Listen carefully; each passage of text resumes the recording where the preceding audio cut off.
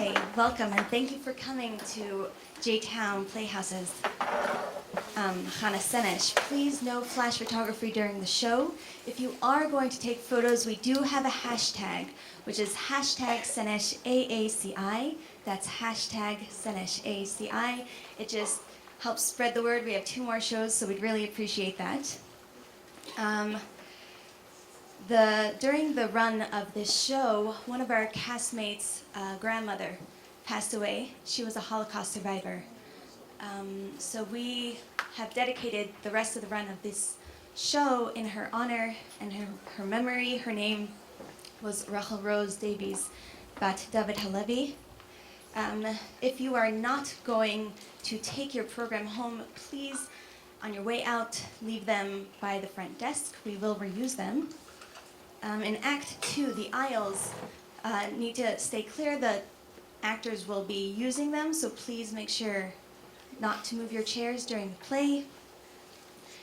And last announcement, after the show there will be a Marav Minyan, so anyone who wants to stay for that is welcome. Enjoy the show.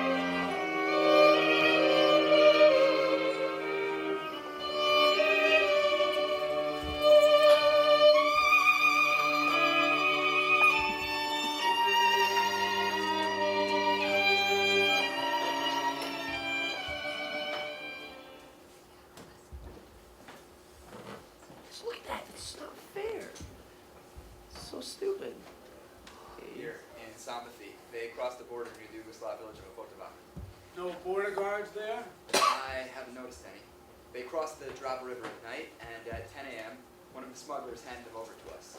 The 2 Jews, Kardosh and Feldman, were caught walking in the village. Where are they now? Feldman is in prison on Conti Street. Kardosh shot himself the moment we caught them. And that's how you guarded them? It happened in a flash. At first, we thought he was aiming his gun at us, but he was pointing to his own head. We took Feldman to the guard post, and after a few hours, he admitted there were 2 more besides them. Frenchman and the girl. Maria Ardi. Nice name she chose for herself. And she's the one who revealed the location of the radio transmitter. Oh, no. We couldn't get a thing out of her. She was silent as the grave. Torture was useless on her. But since we found the headset on Kardosh, she had to admit there was a radio transmitter somewhere. Its location, however, she would not reveal. That we had to figure out by ourselves. How? Here, she buried it in the ground. We had to clear the entire area to find it. Then we started asking her about the code, but she said it was in a book near where the radio was found. That, of course, is a lie. Did you look? We combed all the fields in the village. We found nothing. The book is just a story. She's memorized the code, and if we can make her talk, it will be the greatest coup since the Germans got here. Its use, of course, can go both ways. Catch my drift. Oh, yes. A card against the Allies, if necessary. And a card against the Germans, if necessary. Oh, yes, yes. So, what is she saying? Not a word. They've worked on her for 3 days and 3 nights. Still no results. You think she's Jewish? Probably. The whole thing smells Jewish to me. She knows Hungary well, and Budapest like the back of her hand. And still claims her name is Maria Ardi. She's passed out again. Pour water on her and resume the whipping. Yes, sir. Just a minute. What is she saying? She's quiet, but as soon as we leave her alone, she starts talking as though we were the prisoners and she the guard. We smash her up, And she insults us. What a mess, I tell you. That's enough for now. Give her a break. Yes, sir. So, have you found out if she has any relatives here? First she denied it, said she had none. Then when she couldn't take the beating anymore, she made up some addresses. We checked them all out. Lies. There is no Artie. In any case, we deduce from this that she knows Budapest very well. And no doubt has relatives in the city. Just one address. And if we find it, we may know everything. What did you get out of this Frenchman? What's his name? Pierre Tarandier. Yes. Couldn't get her name out of him? No, nothing held. No torture. Maybe he doesn't know. The only thing we were able to get out of him was that they had met at General Mtatov's headquarters and that she's a British officer. Is there something between them? Besides the mission? Can't tell, sir. When they spotted us from their hiding place, they posed as lovers having fun outdoors. Of course, this was only camouflage. And they're too hard nuts to crack. They beat her to death in Salmathy, but she just kept saying that the book was near where the radio was found. They threw her in a cell, and she tried to jump out the window. On the way over here, she tried to commit suicide. And here, they beat her for 3 hours. The dead would have talked after such torture. I myself felt bad looking at her. She's good looking, you know. And a Jew, you said? Probably. Although it's hard to believe they'd be so brave. The more you whip her, the tougher she gets. Still, she must have a vulnerable spot. Not physically. Strip her, whip her, and it's like you're hitting a dummy. She passes out, and when she recovers, repeats the same story, or else she's quiet. One time, one of the guards collapsed before she did. He couldn't take it. And you know, our boys aren't exactly wimps. Still, as I said, she must have a weak point. Creatures like her don't break under physical torture. Their courage is their strength, but it's their weakness as well. Got it? Not exactly. Bring her in.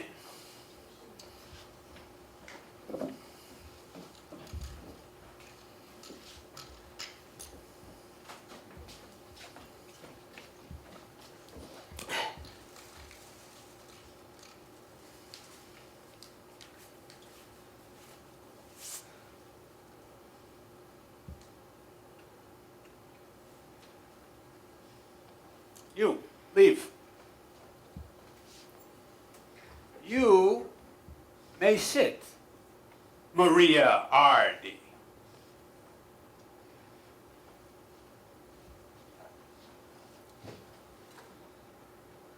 Nice girl. So young. How old are you, Maria Ardi? What's your guess? How old is she? 22. Yes, thereabouts.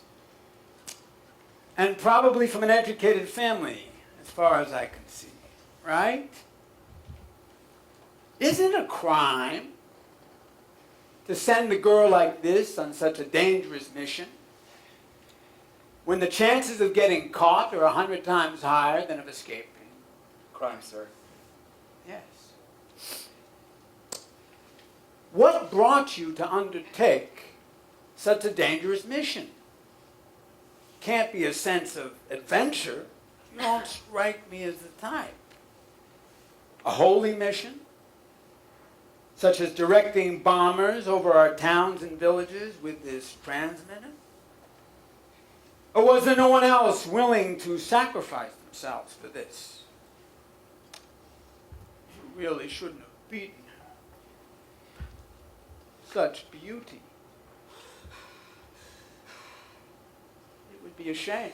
It would be a shame to ruin it.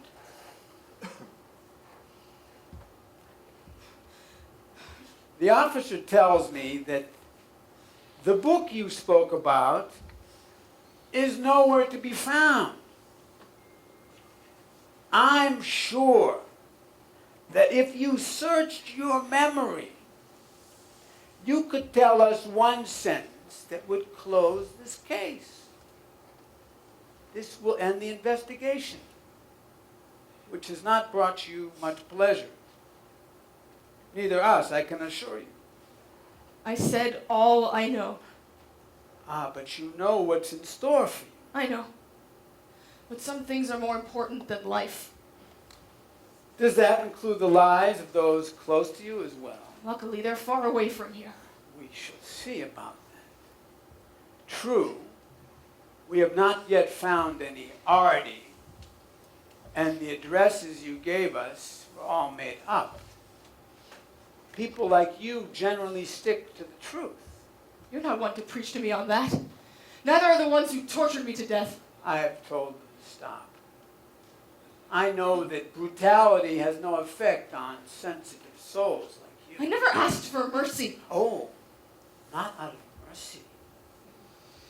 You don't deserve mercy. This instrument might have caused serious bloodshed in our country. Your relatives included. I have none. Ah, but you know Budapest so well. Terrace Koro 32, Andrassy Road 48, St. Istvan Square 23. I made them all up. As I already stated. And your name too, of course. What is your real name? Maria Artie. They're forcing you to accuse you of lying.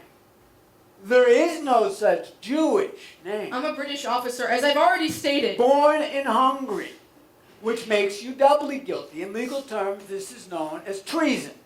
And what would you call the tortures you subjected me to for 4 days now? That will stop, as I said. And I hope you will be appropriately appreciative.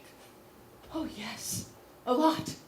After behaving like wild animals. You could have prevented that, young lady, had you told us the truth. I won't say anything more.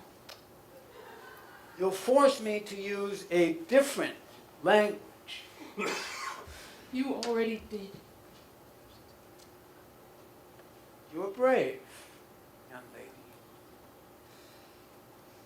More brave than your French friend.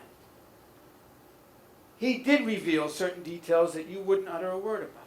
Would you like him to reveal more? I trust him. As much as I trust myself. You put too much trust in a man's ability to suffer. And you are testing my patience too much. Bring him in. I'm sorry for you. Beauty such as yours was not created to be destroyed by iron sticks, and definitely not with bullets. So, why did you do this? You'll know everything. In due time.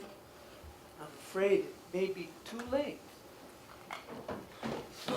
Pierre! Mr. Pierre Trandier, your friend here trusts you very much, as she has just told us. Please tell her what you have told us, so that we don't have to subject her to unnecessary questioning. Tell her that she is Jewish, born in Hungary in this city, and sent by the British to spy and carry out sabotage missions.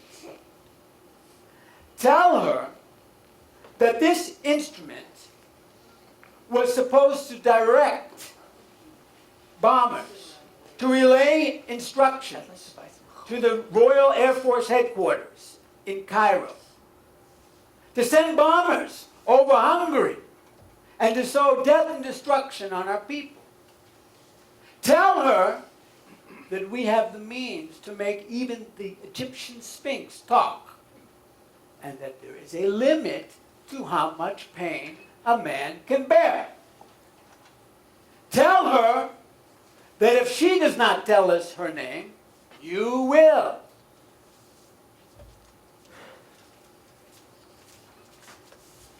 We don't really care who tells us.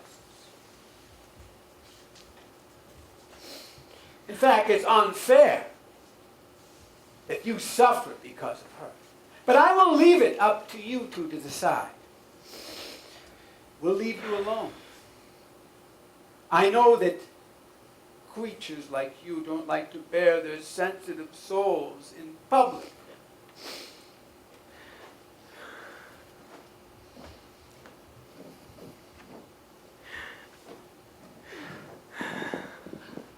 Forgive me. For what, Pierre? I'm sure you didn't reveal more than what was already known. They tortured you, the bastards. The worst is over. I don't feel anything anymore. Only our failure to complete the mission depresses me. This is not the end. It's not the end yet. I feel as if an eternity has already passed since we've been captured. The first few hours are the worst. When you don't trust yourself. When you don't know if you'll be able to stand it all. After, it's as if the soul is departed from the body. The body suffers the tortures, but the soul is outside of it. As if free. It's such a relief, Pierre. You're a strong girl. Even stronger than I thought. Do you remember our talks, Pierre, on the other side of the border about God? I remember how you use wonders and miracles to prove that God doesn't exist. Nobody could stand up to your strong logic. Ashamed of the things I said, Pierre. There are things that are greater than logic. When they tied my feet together and whipped me until I bled and I had no feeling left in them. And I knew then that I was stronger than my torturers. You always believed. I know that. Even your atheism had more faith in it than our proof. Otherwise, you wouldn't be here. Now I carry only one prayer in my heart. That I shouldn't cause others pain. They're asking my name. I would give it to them if my mother's fate didn't depend on it. I cannot cause her more grief after everything she's already suffered on my behalf. She doesn't deserve to suffer for my actions. You can trust me. Pierre, you don't need to mention it. My trust in you and those who sent me is in my heart these terrible days. I never felt stronger friendship than when I was near you and near your compatriots. If only for this, the suffering was worth it. Pierre, do you believe we'll ever meet again? Free? I believe their end is near. Very near. You have no idea how much I don't want to die, Pierre! There's so much I still want to do with my life, so much! Even now, I see myself out there. The lovely landscape all around me. So, I hope you've had time to arrive at the crucial decision. Or would you rather let me decide for you? I see that you are leaving it up to me. Mr. Tarandier, you know the name of this Jewish woman. What is it? You've already seen the means by which we can get anything out of you. Isn't that right? Take him away. So,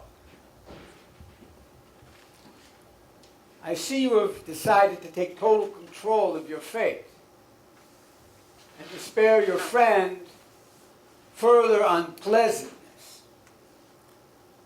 That is both right and brave of you. I demand to be treated according to the law.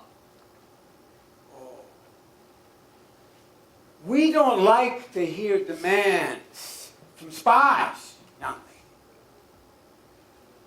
So far, I've treated you fairly. But that's over now.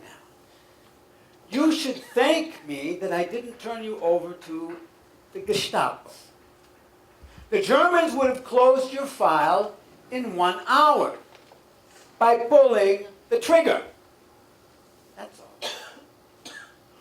Or by calling on the Judenkommando. I hope you're familiar with their tactics these days. You really think I discriminate between one of you murderers and the next? I know from experience how little humanity is left in all of you. You are ungrateful, young lady. Your Jewish friends do know how to appreciate our generosity. They lived here peacefully until March 19th. Since then, they've been trapped in enclosures like sheep, waiting for death to save them. I do hope your relatives are not amongst them. Perhaps they are. I couldn't tell. You haven't told me your name.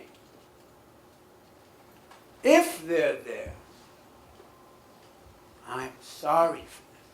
Because their fate is only one. Auschwitz! If that word means anything. Still, something might be done for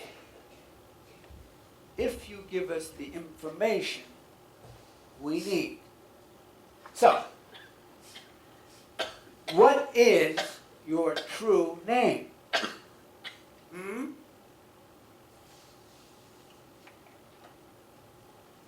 So be it. We will get it from your French friend. We had pity on you, miss, but we do not intend to treat him the same way. They say that women are stronger under torture than men. I think that's true. Would you like to see your friend suffer because of your stubbornness, on top of what he has already suffered? Would you like to hear his screams through the walls? I will call the officer right away and give the order. Should I? Stop! We're waiting for your decision. Oh, your day will come too, Officer Roja. It's not fun. One day someone will call your name and I'll know it! Have you decided? Stop, I said!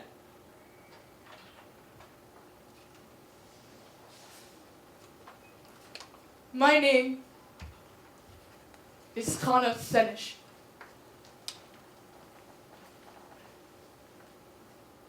Senesh.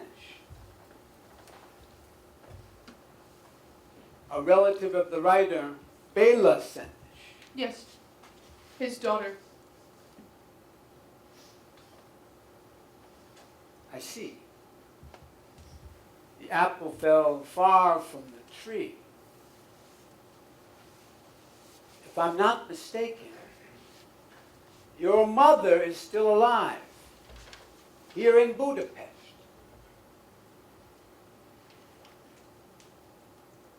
I thank you. That is enough for today. Officer! Yes. I have a favor to ask. Which is? My mother doesn't know I'm here. I left her 5 years ago. My brother too. She lives here all by herself. Knows nothing. No. She could never imagine a thing like this. And you don't want us to tell her. That is my only wish. You don't want her to know about your shameful act. Shameful. I don't want her to witness this misfortune. She couldn't bear it, not after everything she's been through. This depends on you, Hannah Senesh. We won't tell her if you give us the information we need. The code to the radio transmitter. I told you already. I left it by the... That's a lie! The soldiers turned the place upside down and found nothing where you sent them. You know where it is. It's in your head. There is but one spark of humanity left in you. Please don't tell her. What is the code? Please punish me any way you like. Ready to talk, Hannah Senesh. She's not guilty. She's not guilty. If you choose to make your mother suffer for your crimes, that is fine with me. Great suffering is in store for her. Hannah Senesh. Officer!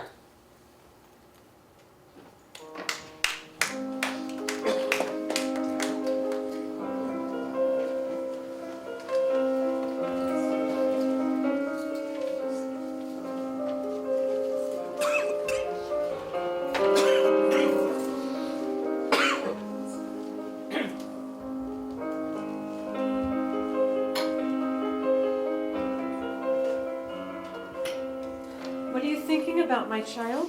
I'm so happy you came, Anu. I have news for you. What news? Guess. You're head of your class again. Oh, no. Didn't you know what you can't receive that honor anymore? Okay, so you are the ping pong champion of the girls' team. No again. I got only 19 points and took 3rd place. Oh, how sad. So, a nice boy from a good family asked you to go with him to the opera. Nonsense!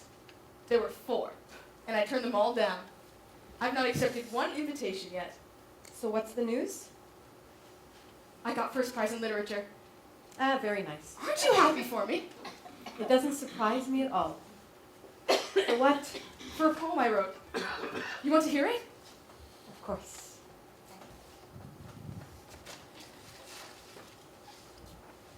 Now listen. Night falls slowly, silently. I know it's the eternal order, and evening to evening will continue to be.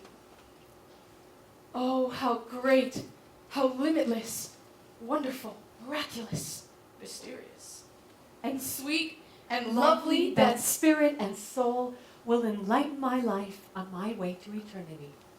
How did you know? I must confess my sins. I looked at the paper you left on the table. It's a very nice poem, Aniko. Your father would have been proud. He used to say to me, "Remember, Kati, one day our little Aniko will write better than I. One day she'll be somebody." Yes, dear Apu. You remember, when I was small, you didn't say he died. You said, Apu went away, far away. Yes. Papa went away, far away. Then I didn't understand, but now I do. Only those die whose lives were insignificant. The true great ones live forever. Do you think I deserve to carry his name?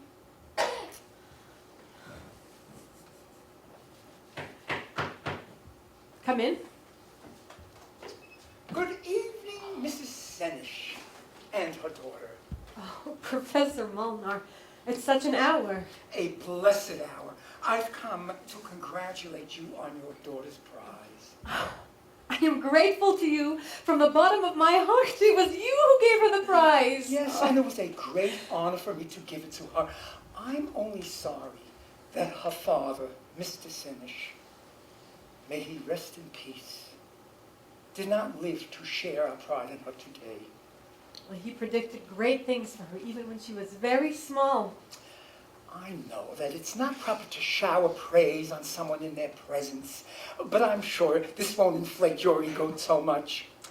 Mrs. Senesh, I am old enough to predict that if your daughter continues to excel the way she did in poetry, she will become the pride and joy of her country, Hungary. I'm afraid I must correct you, Professor Molnar. If, as you so generously predict, I'm to become the pride and joy of any country, it won't be Hungary. Why? Well, she has decided to leave us, Professor Molnar, after she graduates. Where to? To Palestine.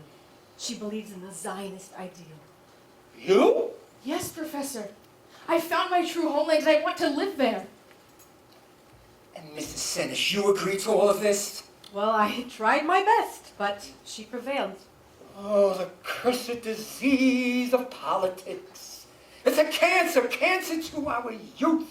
Fascism, socialism, communism, Zionism, all this leads to one thing, Mrs. Senesh. The enslavement of the spirit, the loss of personal freedom, and acts that lead to disaster. Oh, God, I would never have imagined that someone who wrote those beautiful words, the soul will enlighten my life to my way to eternity, will end up this way. Oh, God, Mrs. Senesh, I must leave. Good night. Didn't I tell you the same things exactly? Over and over, that you are ruining your future with your own hands. Why? Why? Everyone is so proud of you, sees greatness in your future, and I you... refuse to live in a place where I must constantly walk with my head bent down. With your head bent down. Why don't I feel that way? Why didn't Apu feel that way? Is someone making you bend your Do head? you already forget the humiliation you felt when you tried to enroll me in a special high school and they rejected me, even though I'm the best in my class? And why? All because I'm born Jewish. We're all fighting against it, Aniko. We're fighting. We're not running away. Professor Molnar, who is not Jewish, is fighting too against persecution, prejudice, racial bigotry. Just because we haven't won yet is no reason to run away from everything. Your home, your social life, literary successes, high hopes. You'll leave all this for a godforsaken place. A place where you don't even know what's awaiting you. I know what's awaiting me there, Ami. I know that there I'll be able to live free and proud of myself. I'll be able to fulfill all of my dreams. Oh, No one will block me there. No one will stand in my way. that is some ambition, Aniko. To work in the fields like a peasant. Is this why you studied so much and excelled in everything? Anu, some things are more important than studies. Oh, right, yes, you've told me. Work, sharing, equality. Are you willing to sacrifice your happiness for a dream you're not even sure of? Sacrifice my happiness? I'm not sacrificing anything. If anything, I will be happiest there. My life here feels so empty compared to my life there. And didn't you and Apu teach me that we should live by great ideas? All my life I dreamt that you'd grow up to be what your father wanted. I was so happy when you came home and brought me the first 5 pengos that you earned with your writing. Today, too, when you told me about the prize, I thought, the house is bright again. For what makes a mother happy if not the joys of her children? I know it's going to be difficult here without me, especially since Giora has already left. No, I don't ask for any sacrifices. You know that. But after all these years, Aniko, you're giving up a home, and I'm not sure you'll find another.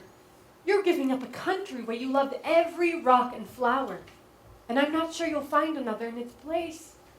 After all, it was you who wrote about all those beautiful things. The hills, the rivers, the lakes, the sky and the stars. How is it that all this became so strange to you? Yes, Anu, strange. Not mine. And that distant land looks so bright, I'm sure that there I'll only begin life anew. Are you sure you'll never regret this? How could I regret this, Anu, when I know in my heart it's the right thing? Unless you tell me you won't be able to live here all by yourself? No, I can't. Don't think of me. What do I want? Only your happiness. Go to sleep, my child. Pray to God like you did when you were small. Okay, I will.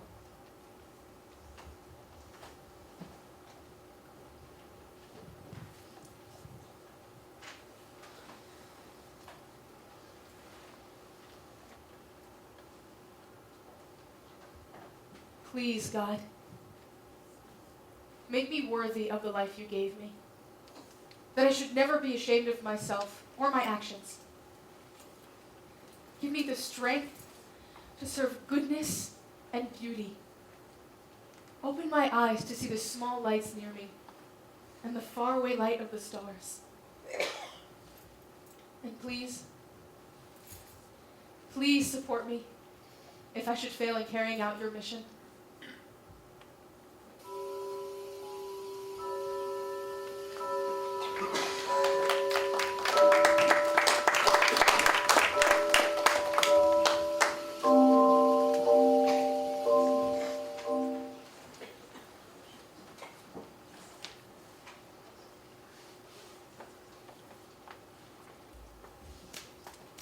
When did your husband die, Catherine Senesh?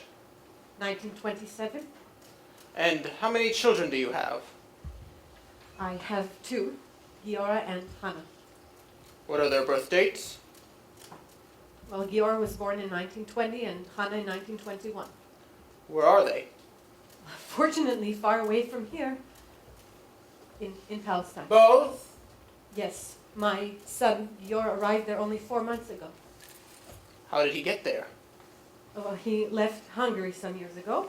He studied in France and from there went to Spain, and then my daughter obtained an entrance visa for him. When did your daughter arrive in Palestine? 5 years ago.